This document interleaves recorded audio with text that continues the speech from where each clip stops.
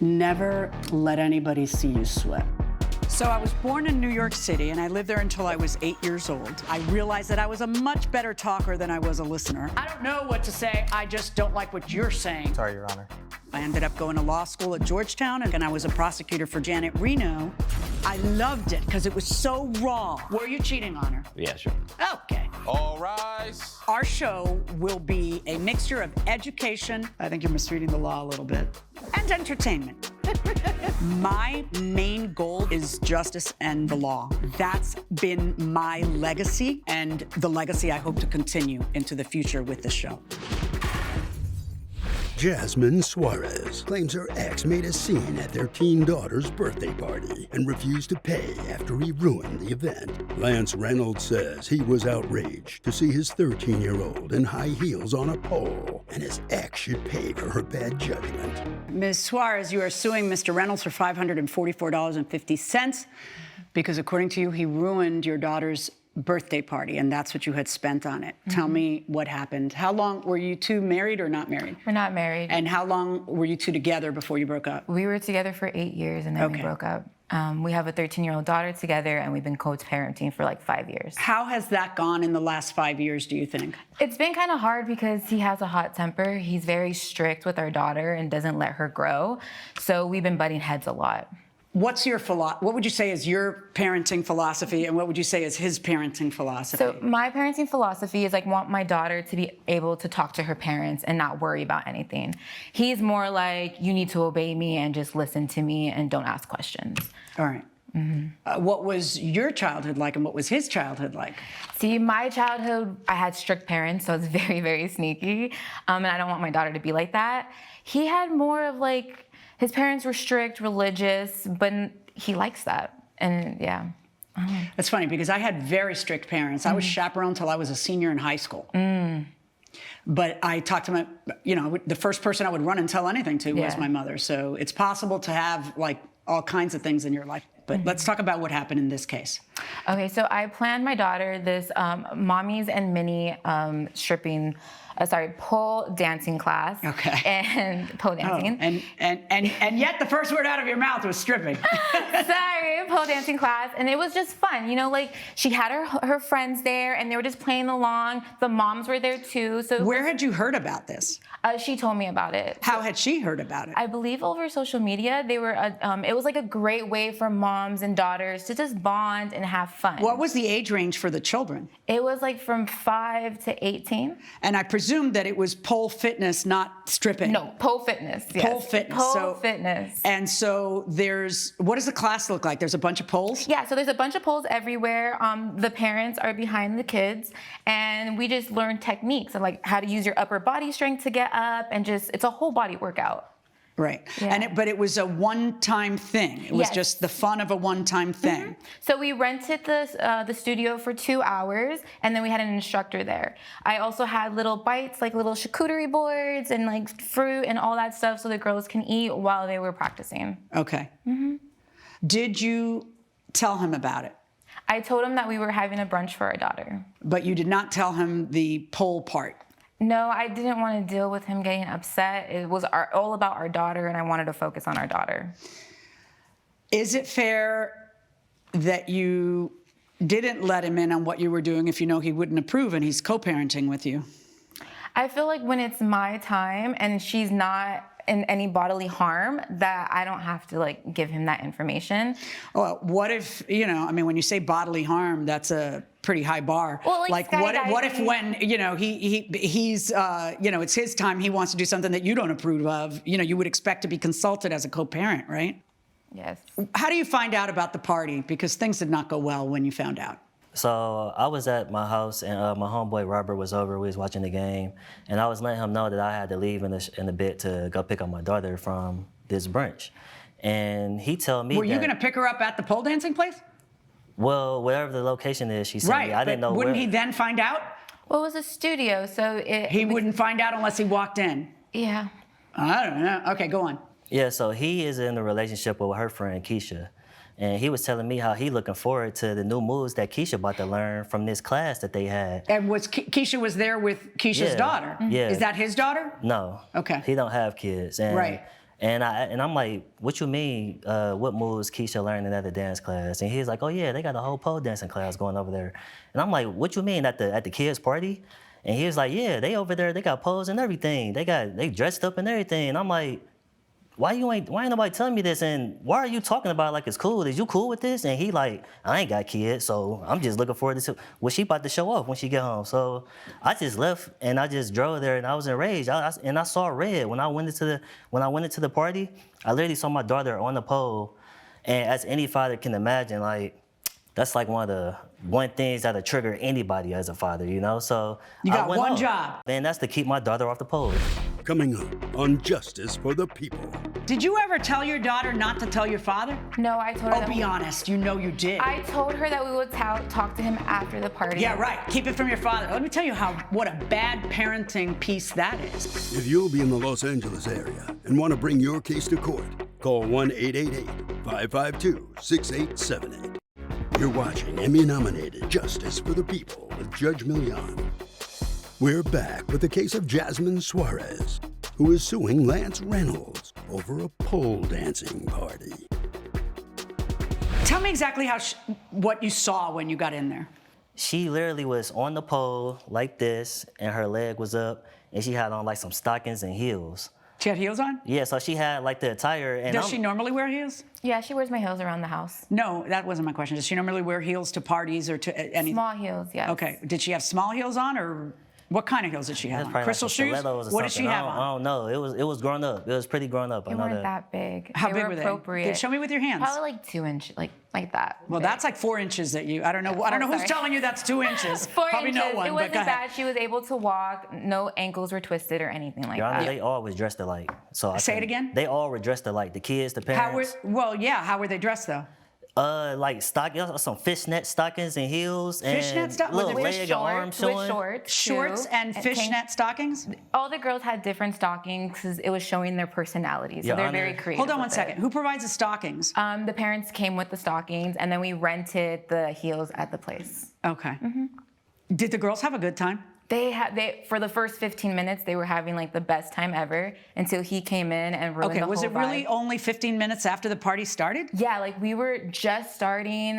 We were getting ready for the class, maybe like 30, but it was right in the beginning, and he just ruined the vibe. What did he do?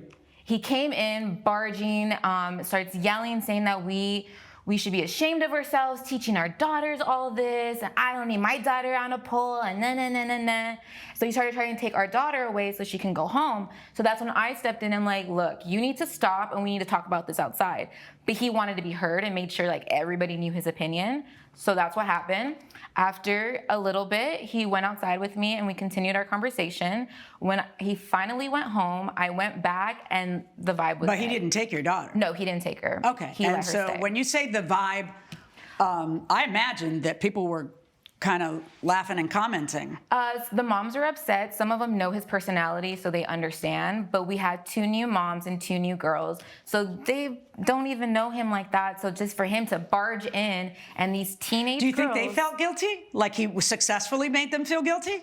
they were kind of giggling about it, but some of them look really sad, like my daughter, because her dad is over here saying that you should be ashamed, you should be ashamed. But it's What like, did your daughter say to you when you eventually picked her up later after the party? No, she didn't want to come home with me. She was still upset. Yeah, of course, because you humiliated her in front of her friends. Yeah. I mean, I'm not saying you don't have a right to be upset that you were lied to and you weren't consulted. I'm saying you know, the way as usual, what happens often in life is that the reaction is worse than the thing you're reacting to. And then it's all about your reaction instead of what you take the entire focus away from the thing you're reacting to, and it all becomes about your reaction, right? I take accountability for the way I reacted. Well, how have you taken accountability? Well, Just with me right now, or did you talk to your daughter about I it? talked to my daughter after that. Did you apologize? Yeah, I apologized by the way I reacted. I Did didn't you mean tell to her hurt you were mad at feelings. her for not being honest? That's the main thing. Did you ever tell your daughter not to tell your father? no, I told her. Oh, be honest. You know you did. I told her that we would talk to him after the party. Yeah, right. Keep it from your father. Let me tell you what a bad parenting piece that is. Because see, that's the problem here too. You not only did you not respect him as a co-parent, because you knew he would never have approved this, but worse. You had your daughter be dishonest with him. Yeah. And that you don't train a 13-year-old to be a liar. What if he did that? What if he said, don't tell your mother? Oh, I would probably be upset. Right, right. These are all bad decisions. Viewers asked, and now Judge Milian has the answer. The question is, I wrote a check for $300 to pay for some work by a handyman and left it in the mailbox, but he never got it because someone stole it first. They bleached out the information, changed it to $3,000, and the bank cashed the forged check. Now my bank doesn't want to put the money back in my account. What can I do? Wow, this happens more often than you would think. And there's law enforcement always trying to chase these cases down. People will get checks, they'll change them, add a zero, alter the handwriting, bleach them, and just put a new payee, a new person as the name on it. And the FBI, U.S. postal inspectors, local police are always trying to run down these types of cases. But the bottom line is the bank is only supposed to pay a check or an instrument that is properly payable, not one that's a forgery. And there are some pro-consumer laws in the Uniform Commercial Code or regulations and in state laws that will protect you up to a point. So I guess the question becomes, did you identify in a reasonable period of time to the bank that your check might have a problem, right? How bad was the forgery? Was it pretty obvious? Is the check? And they should have known. Yeah, right at that moment they should have checked and they should have known. But I think the typical protocol in that would be the bank should return your money. Provisionally return the money. Unless they end up investigating and you're in on it. Right. They do their own investigation. They can do their own investigation. They're the ones who made the mistake. Right. And it might be a little bit different when it's a business account because sometimes business accounts have other rules about the time limitation you have to make the complaint or whatever. But bad on them that they honored a forged check. Exactly. They should be returning the money to your account. Right. Now, that doesn't mean they're going to do it. Right. And a case like that can be a tough case for a consumer because it's only $3,000. An attorney is unlikely to get involved over that because he or she's not going to get paid enough money to make it worth their while. So, you just got to kind of make some noise. You get your local police involved, your bank involved, and start chirping. Start chirping. Right. Call the press. Anything. Coming up. She told me that I embarrassed her. Yeah. And my thing that I wanted to express to her is, not telling me is like the same as lying. Of course. So. Absolutely.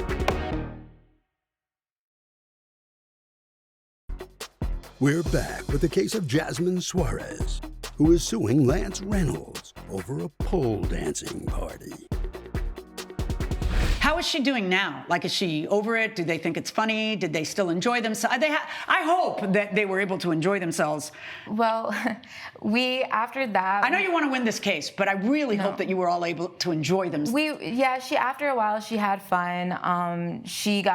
We did another little thing after the next day, but she was still hurt about it. But she had some kind of fun. Okay, did the class go on? Not really. What do you mean not really? You're paying an instructor, the instructor sits down? The girls weren't having fun. They were just all droopy faces. And then my daughter, you could just tell like the energy wasn't there. She didn't even really want to dance, like grab the pole or anything. Like you could tell her excitement went from 100 to 0. Just like, boop, she just dropped down. So I'd asked to sing her happy birthday and call that whole event a day. So wait, are you suggesting that you called it all off after 30 minutes? For an hour, because we were talking for a while. So they were still in there, and when I went back, they weren't even dancing. Did you ever sit down and talk? Well, yeah, you said you did. You talked to your daughter. Did she say to you, "You ruined my party. It was humiliating"? No, she told me that I embarrassed her. Yeah. And my thing that I wanted to express to her is, not telling me is like the same as lying. Of course. So. Absolutely, I'm 100% behind you on that. So that's not telling you is the same as lying. No, it's worse.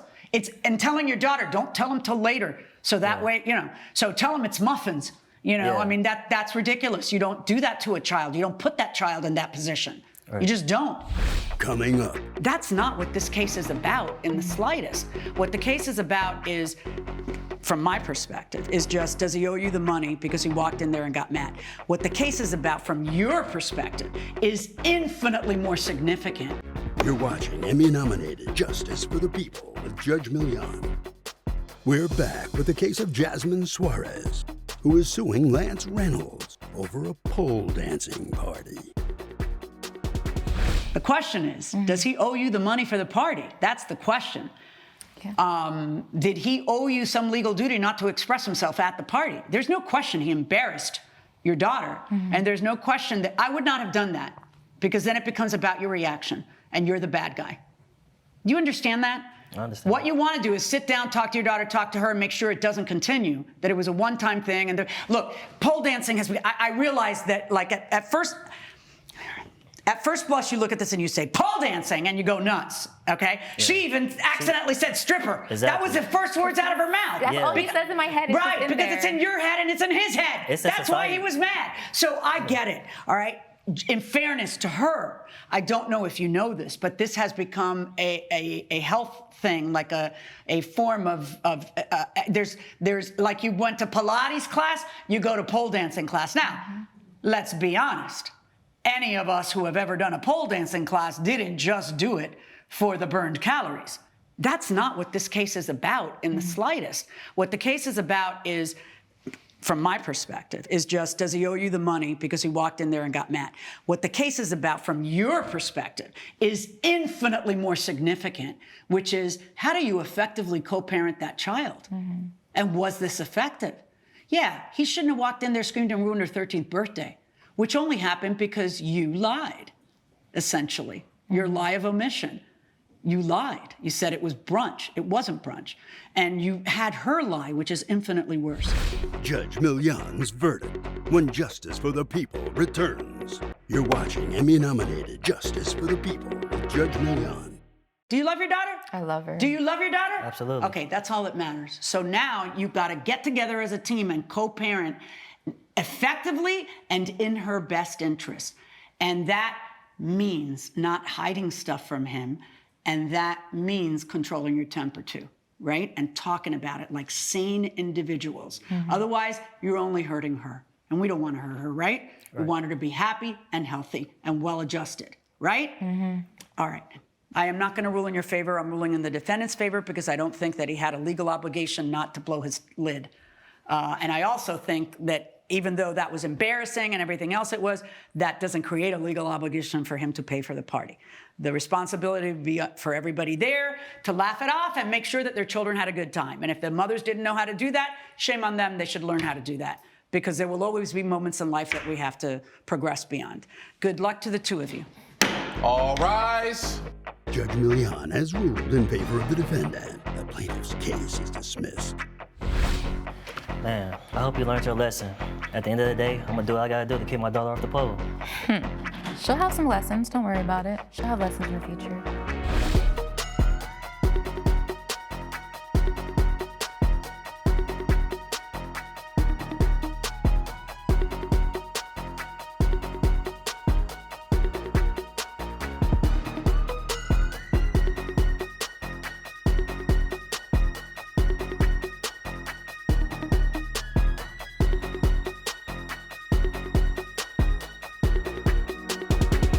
This has been a production of Allen Media Group.